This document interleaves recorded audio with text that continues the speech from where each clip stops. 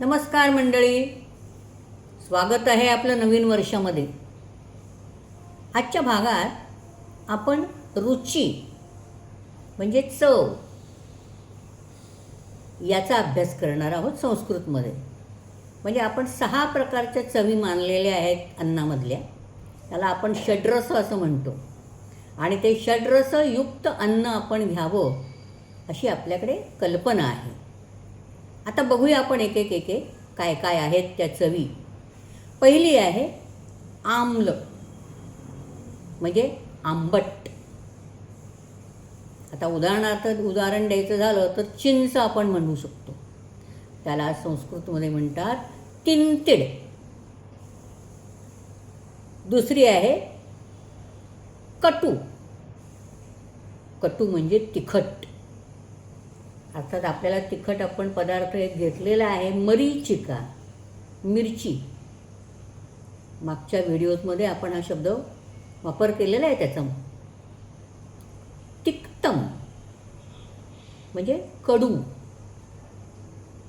उदाहरण द्यायचं झालं तर कारलं. त्याला संस्कृतमध्ये म्हणतात कारवेल्लम. नंतर आहे कषाय. कषाय म्हणजे तुरट. आता उदाहरण द्यायचं झालं तर आपण आवळ्याचं देऊ शकतो. आवळ्याला म्हणायचं आमलक. मधुर म्हणजे माहिती आहे आपल्याला गोड. आपण हा शब्द मराठीत वापरतो. अर्थात याचाही आपण त्याला संस्कृतमध्ये काय म्हणजे कुठलं उदाहरण द्यायचं हे आपल्याला माहिती आहे. शर्करा, साखर.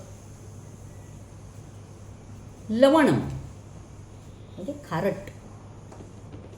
मग त्याचं उदाहरण आपण द्यायचं झालं तर सैंधवम म्हणजे आपण सैंधव मीठ म्हणतो ते. आजच्या भागामध्ये आपण 6 रुची बघितल्या. आम्ल, कटू, तिक्त, कषाय, मधुर आणि लवण. आज आपण इथेच थांबूया. नेहमीप्रमाणेच आपण माझ्या या वाहिनीला लाईक, शेअर आणि सबस्क्राईब करा.